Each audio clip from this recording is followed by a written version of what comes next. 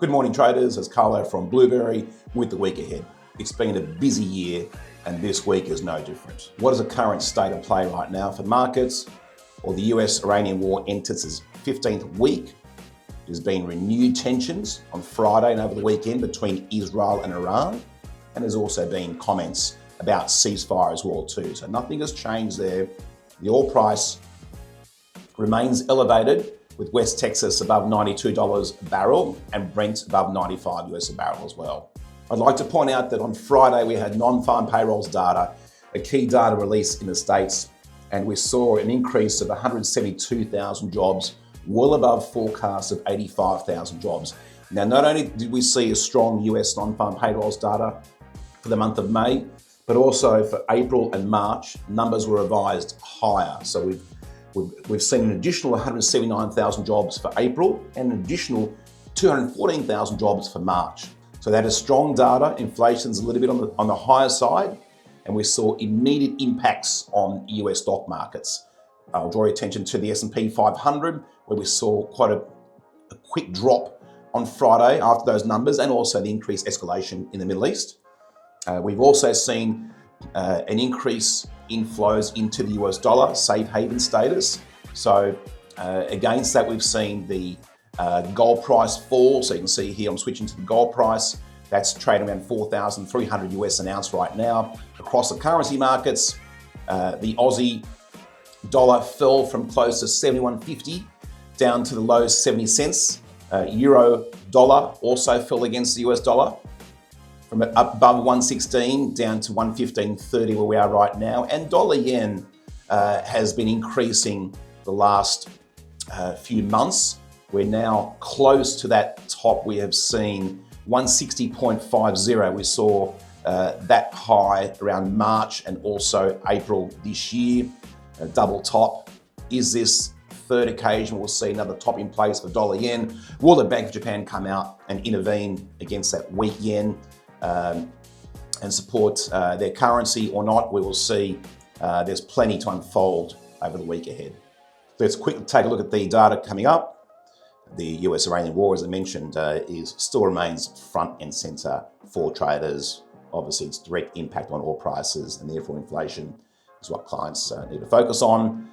In terms of data, on Tuesday, 9th of June, we have the NAB Business Confidence Index in Australia. You can see the prior index was minus 24.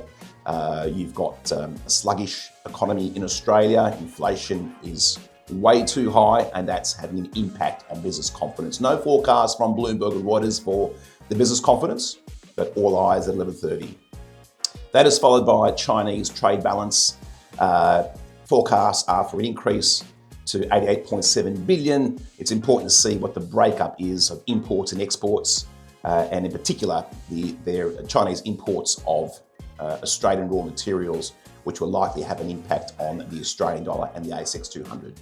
On Wednesday, the 10th, we have Chinese CPI. Inflation in China is quite subdued, around 1.3%. But the big event is the inflation data in the United States coming out later, June the 10th. Now, a lot of analysts at a lot of banks are forecasting quite a large increase in the CPI in the States from 3.8 to 4.2%. So this, if it comes out as expected, 4.2% is on the back of very strong non-farm payrolls data. We've already seen bond yields push higher. The 10-year Treasury bond yields in the United States, 4.56% as we speak. I'd also like to draw your attention to a recent report from the Bank of America over the last few hours, where they've mentioned there's a lot of red flags that they see across US equity markets. They're talking about a lot of US stocks are overvalued, and they see the S&P 500 finishing around 7,100 this year. It's currently around 7,400. So take a look at some of the reports coming out right now. There's a lot of talk about equities, rates, you name it. Speaking of interest rates, on Wednesday evening, we have the Bank of Canada interest rate decision and also their statement. So the cash rate in Canada is 2.25%, not expected to increase because inflation and growth are quite subdued in Canada compared with major trading partners.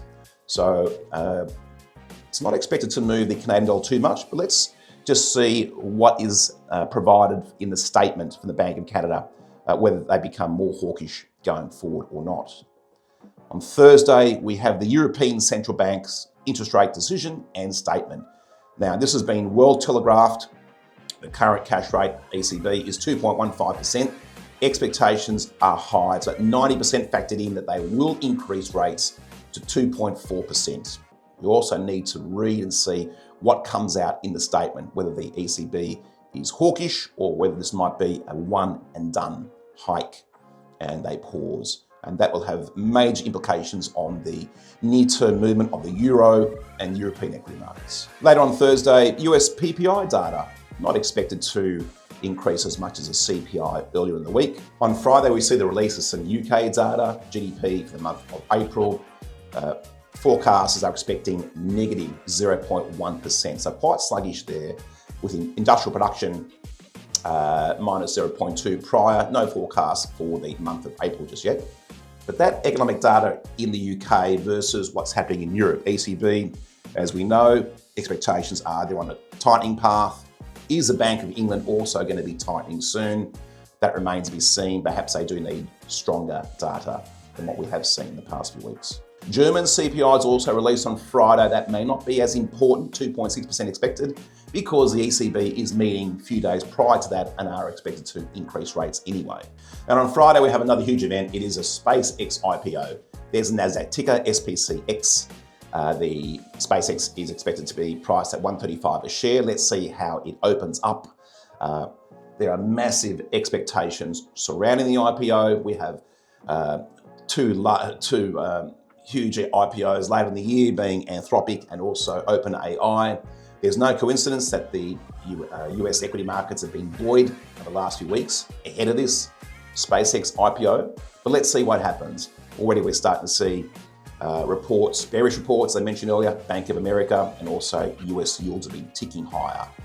So there's a couple of factors at play there, which may question whether the SpaceX share price shoots higher and will it stay elevated. So let's see what happens over the next few weeks regarding the SpaceX IPO. So for traders, plenty to focus on this week. We currently have a strong US dollar. We've got high US yields. We've got US equity markets elevated. Will that be the case up until the major event, the SpaceX IPO? And then what afterwards? Bitcoin, crypto still on the nose. We've got US CPI and ECB interest rate rise expected this week. Good luck with the trading, and I look forward to seeing you in the next video.